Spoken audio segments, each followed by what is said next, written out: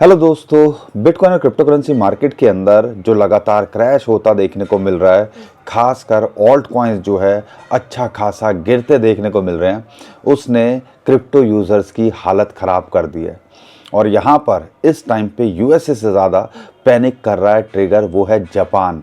क्योंकि जापान के अंदर 30 साल के बाद में इतना इंटरेस्ट रेट हाइक की बात हो रही है, जिसकी वजह से ओवरऑल क्रिप्टो करेंसी मार्केट हो, ग्लोबल मार्केट हो, यूएसए की मार्केट हो, सब यहाँ क्रैश होते देखने को मिल रही हैं। लेकिन पूरी कहानी समझने की कोशिश करेंगे और क्या यहाँ पर हमें अगले 2-3 दिन, आज 18, 19, 20, ये 2-3 दिन हमें थोड़ा सा संभल के सतर्क रहना चाहिए, क्योंकि यहाँ पर मार्केट काफ़ी वॉलेटाइल होते देखने को मिल सकती है। और आप कह लीजिए इसकी वजह से, इसी को एंटिसिपेट करके, क्या ये बिटकॉइन हो, क्रिप्टो करेंसी मार्केट हो, यूएसए की मार्केट हो, सब इस टाइम पे यहाँ क्रैश होते देखने को मिल रहे हैं। लेकिन ओवरऑल ये कहानी क्या चल रही है और पहले क्या हुआ है, इसके बारे में मैंने आपको बताया है। लेकिन अब जो ये 1-2 दिन है, उसके अंदर कई बार हमने ऐसे भी होता देखा है कि जब मार्केट के अंदर ये पहले न्यूज़ से पहले ही जो होना होता है हो जाता है, और जब मार्केट के अंदर ऐसी न्यूज़ आती है तो मार्केट दोबारा से रिवर्सल कर जाती है। क्या ऐसा ही कुछ होता देखने को मिलेगा या मार्केट और क्रैश होते देखने को मिलेगी? क्योंकि इस टाइम पे ज़्यादातर लोग परेशान हो चुके हैं। कल रात को एक बड़ा सा मोमेंटम आया जब यूएसए की मार्केट खुली थी। ऑलमोस्ट 86-87,000 से सीधा $90,000 बिटकॉइन का प्राइस पहुंच गया, और 1 घंटे के अंदर दोबारा से उसकी लुटिया वहां डूबते देखने को मिली। तो ये सब चीज़ें चल रही हैं, और यहाँ पर हम बिटकॉइन ईटीएफ वालों को दोष दें तो दे कैसे? क्योंकि अगर पिछले कुछ दिनों से देखोगे, लगातार यहाँ ज़्यादातर बाइंग देखने को मिल रही है। और कल तो फिडेलिटी, ब्लैक रॉक का डाटा नहीं आया है, लेकिन फिडेलिटी ने one of the biggest buying करी है बिटकॉइन के अंदर। हो सकता है इसी की वजह से हमने एक इमीडिएट स्पाइक देखा था जो $90,000 पे पहुँच गया था। 4,500 से ज़्यादा बिटकॉइन जो है फिडेलिटी ने यहाँ खरीदे। एक और डाटा निकल के आया, 54,000 बिटकॉइन इस हफ्ते के अंदर, जो कि 2012 के बाद सबसे बड़ी बाइंग बोली जाती है, वो हमें देखने को मिली है। और जो कि 100 से 1000 बिटकॉइन होल्ड करते हैं, उन्होंने और यहाँ बटोर लिए। लेकिन ये जो इस टाइम पे पिछले 1 महीने से कह लीजिए, या पिछले 10-15 दिनों से जो जापान की न्यूज़ निकल के आ रही है, उसकी वजह से मार्केट में एक अलग प्रेशर है। अब ये प्रेशर है क्यों, थोड़ा सा मैं समझाने की कोशिश करूँगा। मैं जल्दी से वीडियो बनाने की कोशिश कर रहा हूँ, और वो इसलिए क्योंकि मैं बाहर हूँ, और मेरी कोशिश है कि जो भी इन्फॉर्मेशन अपडेट हो वो आपको मैं लगातार करने की कोशिश करूँ। तो आप भी सपोर्ट दीजिए, कहीं पे भी हूँ मैं आपको कोशिश करता हूँ अप टू डेट रखने की। और इसके लिए हमने ऑलरेडी आपको 2-3 दिन पहले भी वार्न कर दिया था कि मार्केट के अंदर एक प्रेशर देखने को मिल सकता है, और ऐसा ही कुछ कुछ होता देखने को मिल रहा है। तो चैनल को सब्सक्राइब और वीडियो को लाइक और शेयर ज़रूर करिएगा। अब यहाँ पे सारी स्टोरी समझने की कोशिश कीजिए। जापान जो है, आप में से कितनों को लगता है कि यूएसए पूरी दुनिया के अंदर सबसे बड़ा इन्वेस्टर है? यूएसए नहीं है एक्चुअल में। अगर हम देखते हैं दूसरी सॉइल पे, यानी कि आप कह लीजिए अब्रोड की बात करते हैं, तो यूएसए सबसे बड़ा इन्वेस्टर नहीं है, वो है जापान। और जापान के अंदर पहले 25 बेसिस पॉइंट की बात कर रहे थे, अब लोग और पैनिक होने लगे हैं कि 75 बेसिस पॉइंट एक साथ यहाँ पे बढ़ता देखने को मिल सकता है। अब उससे होगा क्या? इंटरेस्ट रेट बढ़ाने की अगर बात कर रहे हैं, तो जो सारी दुनिया के अंदर जापान का पैसा है, वो अपना वहाँ निकालेगा और अपने यहाँ पे लगाने की बात करेगा, यानी कि लगाना शुरू हो जाएगा।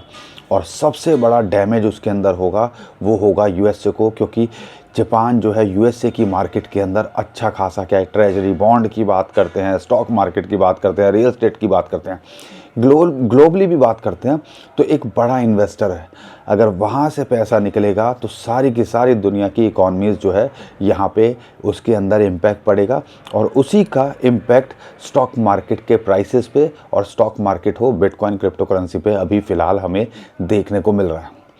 अब ये सारी कहानी पिछले 15-20 दिन, 1 महीने से चल रही है, लेकिन दिक्कत यहाँ ख़त्म नहीं होती है, दिक्कत यहाँ शुरू होती है।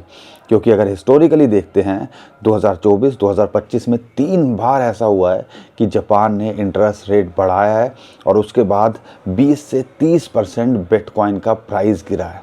अब दिक्कत ये है कि अगर ऐसा होगा तो यहाँ पे एक शार्प डिप आते देखने को मिल सकता है और मार्केट के अंदर बिटकॉइन, जो लोग बोल रहे हैं ज़्यादा, अगर एवरेज भी लेते हैं 20 से 30%, मैं 20% लगाता हूँ आज 80, मैं $90,000 मानता हूँ और उसका 20,000 लेते हो तो $70,000 जाने का यहाँ पे पोटेंशियल ये रखता है अगर ऐसा होता है। लेकिन इसका उल्टा भी होता देखने को मिल सकता है, क्योंकि पहले सब चीज़ें निकल जाती थी, जापान ज़्यादा पिक्चर में आता नहीं था, लेकिन इस टाइम पे जो पिक्चर में आ रहा है तो सबको पता है, हर कोई घबराया हुआ है।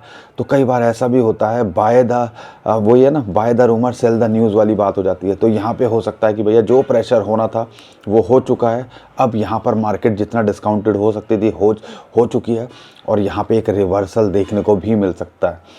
लेकिन वही बात है कि इस टाइम पे शॉर्ट टर्म के अंदर बिटकॉइन और क्रिप्टो करेंसी मार्केट पे प्रेशर है और यहाँ पे बिटकॉइन और क्रिप्टो करेंसी मार्केट पे यूएसए के अंदर एक बड़ा क्रैश देखने को मिला। कल भी 1% से ज़्यादा मार्केट टूट गई और उसकी वजह से बिलियंस ऑफ डॉलर यहाँ पे वाइप आउट हो गया यूएसए की मार्केट से। और क्रिप्टो का तो आपको हाल पता ही है, बिटकॉइन का तो हाल पता ही है। ऑल्ट कॉइन्स यहाँ पे और ज़्यादा गिरते देखने को मिल रहे हैं।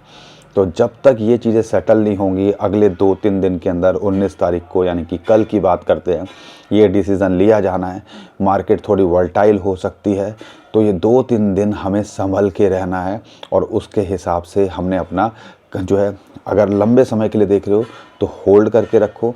और अगर आप यहाँ पे ट्रेड कर रहे हो तो भैया फ्यूचर ट्रेडिंग वालों के लिए, खासकर बिटकॉइन और क्रिप्टो करेंसी वालों के लिए तो कोई भी सुनवाई नहीं है। और आप देखो अक्टूबर से कितने हज़ारों लाखों लोगों यहाँ लिक्विडेट हो चुके हैं या मार्केट से उनका पैसा उड़ चुका है। और इसीलिए हम आपको बोलते हैं बार बार फ्यूचर ट्रेडिंग को अवॉइड करना चाहिए, क्योंकि यहाँ पर फ्यूचर ट्रेडिंग सबसे ज़्यादा यहाँ परेशान करती है। क्योंकि जब आपके पास कुछ बचेगा ही नहीं, जहाँ अगर स्टॉक मान लो 50% गिर जाता है, इस बिटकॉइन 50% गिर जाता है, अपने ऑल टाइम हाई से ऑलरेडी 40% के आसपास गिरा हुआ गिर जाता है, अगर आपके पास होगा तो आप रिकवर कर जाओगे, तो आप कम से कम वहाँ पे पहुँच जाओगे। लेकिन फ्यूचर ट्रेडिंग के अंदर पोर्टफोलियो हो जाता है ज़ीरो और उसकी कोई सुनवाई यहाँ नहीं होती है जब आपके पास कुछ रहेगा ही नहीं। इसलिए कहता हूँ फ्यूचर ट्रेडिंग को अवॉइड करो।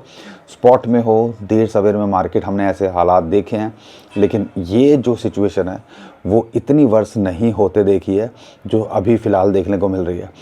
लेकिन बिटकॉइन हो, इथेरियम हो, लॉन्ग टर्म के लिए देख रहे हो तो होल्ड करके रख सकते हो, देर सवेर में रिकवर भी होते देखने को मिलेंगे।